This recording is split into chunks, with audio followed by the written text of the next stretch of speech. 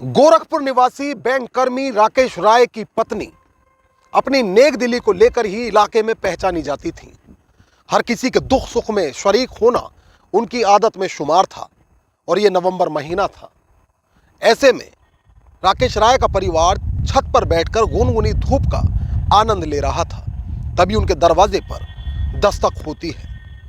दरवाजा खोला जाता है तो सामने से खाने की गुहार लगाई जाती है। दरवाजे पर खड़ा शख्स खुद को भूखा बताता है और अपने बच्चों को भी भूखा बताता है। राकेश राय की पत्नी उन्हें अपने घर में दाखिल करती है और उन्हें खाना खिलाती है। भोजन जिन लोगों को वो करा रही थी, उन्हें नहीं मालूम था कि दिन में जो भूखे बनकर इनकी दहलीज पर आए हैं, रात में वो इस परिवार के लिए काल बनकर आने वाले हैं। नमस्कार, आदाब दोस्तों, मैं आपका साजिद सैफी हूं और आप बेबाक रिपोर्टर की खास पेशकश बेपर्दा देख रहे हैं। और बेपर्दा में आज बात बावरिया गैंग द्वारा दिए गए ऐसे क्रूर सामूहिक हत्याकांड की जिसने पूरे गोरखपुर को दहला दिया था।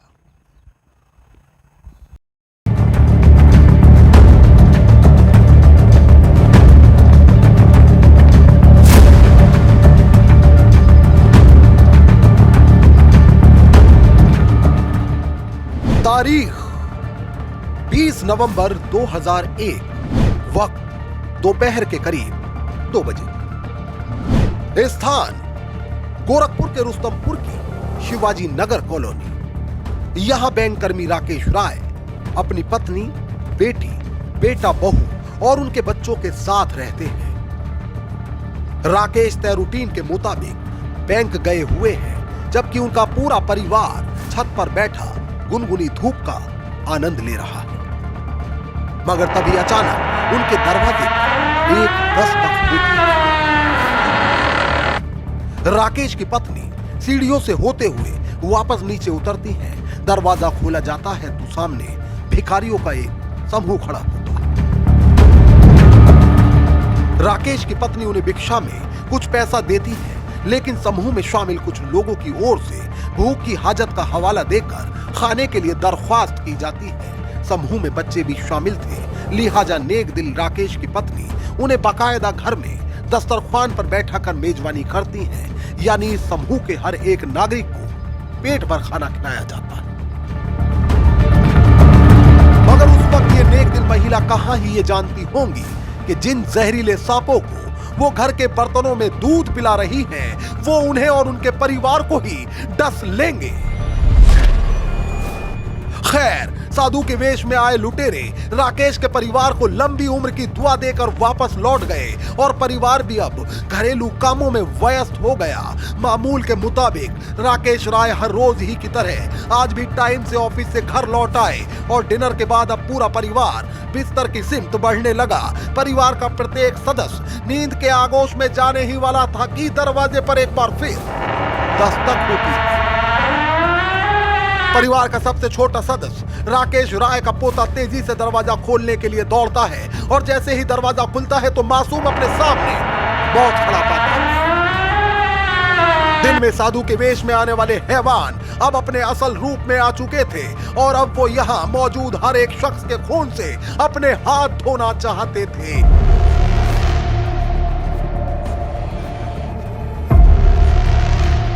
यह सब देखकर राकेश की पत्नी के इसलिए होश फाख्ता हो गए क्योंकि अब जल्लाद साधु का चोला उतार चुके थे। 21 नवंबर 2001 की उस रात बावरिया गैंग के शैतानों ने बैंक कर्मी राकेश राय के घर में जो खूनी खेल खेला, वो कानून की फाइल में काले अक्षरों में दर्ज है। ये बावरिया गैंग दिन में अपने शिकार की रेकी कर चुका था और रात के वक्त एक बार फिर राकेश राय की दहलीज पर दस्तक होती है। हर खतरे से पूरी तरह अनजान परिवार का सबसे छोटा सदस्य दरवाजा खोलने के लिए चौखट पर पहुंचता है, जिसके बाद दरवाजा खुलते ही बावरिया ग्रोह के ये शैतान बच्चे को धक्का देकर घर में दाखिल हो जाते हैं। इसके बाद कहा जाता है कि इनके द्वारा बड़े लोगों और महिलाओं को कुल्हाड़ी से काट डाला जाता है, जबकि ये बच्चों को जमीन पर पटक पटक कर मार डालते हैं। इस रात की अगली सुबह जो कोई उस मंजर को देख रहा था वो अपनी आंखों पर यकीन नहीं कर पा रहा था। कहा जाता है कि घर में कुल 7 सदस्य थे और ये सभी को मरा समझकर वहां से फरार हुए थे, मगर उस परिवार की बेटी जिंदा बच गई थी। कहा जाता है कि बावरिया गिरोह पूर्वांचल में दस्तक दे चुका था, मगर अब यह गिरोह गोरखपुर में इतिहास का सबसे खूनी खेल खेलने जा रहा था, इसकी कल्पना किसी ने नहीं की थी।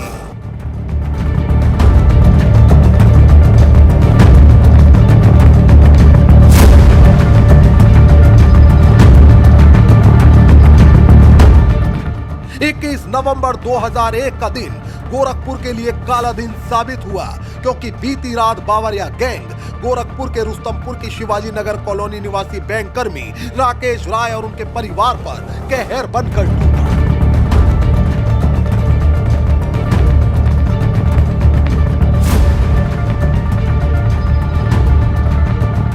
अगली सुबह शहर के लोग अपनी आंखों पर यकीन नहीं कर पा रहे थे। गैंग ने राय परिवार के 7 सदस्यों की निर्ममता पूर्वक हत्या कर डाली। इन्होंने बड़ों को और औरतों को धारदार हथियार से काट डाला और बच्चों को फर्श में दीवारों से पटक पटक कर मार डाला। हत्यारों ने 7 लोगों की हत्या कर दी और फिर घर में लूट के बाद राकेश की बेटी को भी मरा समझकर छोड़कर चले गए। गोरखपुर शहर की ये पहली ऐसी घटना थी जिसकी गूंज अगले कुछ घंटों में ही लखनऊ में भी सुनाई दी। घटना की अगली सुबह पुलिस अधिकारियों के फोन घनघना रहे थे, जबकि डीजीपी हेडक्वार्टर से उनसे सवाल पर सवाल पूछे जाने लगे, मगर अभी तक गोरखपुर पुलिस के अफसरों के पास लखनऊ में अधिकारियों को देने के लिए कोई मुनासिब जवाब नहीं था। जबकि हैवानों के चेहरे बेपर्दा करना भी पुलिस के लिए बेहद चुनौतीपूर्ण था। घटना में जल्लादों के वहशीपन का अंदाजा इससे साफ लग रहा था कि हैवानों ने घर के नन्हे फरिश्ते यानी मासूम बच्चों को भी नहीं बख्शा। उधर पुलिस मुसलसल घटना में किसी तरह जिंदा बच गई परिवार की बेटी के होश में आने का इंतजार कर रही थी, क्योंकि फकत वही एक राक्षसों के आतंक की चश्मदीद थी। खैर बच्ची होश में आई तो उसने पुलिस को जल्लादों के कहर की कहानी सुनाई। इसके बाद गोरखपुर पुलिस ने इस घटना को चैलेंज के रूप में लिया। हालांकि पुलिस ने अगले कुछ दिनों में बावरिया गैंग के सदस्यों को गिरफ्तार कर इस घटना का खुलासा कर दिया, मगर कहा जाता है कि इस घटना के अगले कुछ सालों तक इस कॉलोनी के लोग अक्सर काली रात में डर के साए में रहा करते थे। आपकी इस रिपोर्ट को लेकर क्या राय है वह हमें कमेंट करके जरूर बताएं। मोहित भाटी के साथ न्यूज डेस्क, बेबाक रिपोर्टर। तो दोस्तों फिलवक्त मुझे दीजिए इजाजत, लेकिन यदि आप बेबाक रिपोर्टर पर बेपर्दा के और भी एपिसोड देखना चाहते हैं तो हमारे चैनल को तुरंत सब्सक्राइब करिए, बेल आइकॉन दबाइए। रिपोर्ट को लेकर आपकी क्या राय है वो हमें कमेंट करके बताइए। यदि आप चाहते हैं कि बेबाक रिपोर्टर पर बेपर्दा के एपिसोड्स का सिलसिला आगे भी जारी रहे तो हमारे चैनल को सब्सक्राइब करने के साथ हमें सपोर्ट करिए। हमारे वीडियो को ज़्यादा से ज़्यादा लाइक और शेयर करिए। एक नई कहानी के साथ हमारी आपसे फिर होगी मुलाकात और बेबाक रिपोर्टर पर फिर एक नया चेहरा होगा बेपर्दा। तब तक के लिए आदाब, नमस्कार, जय हिंद।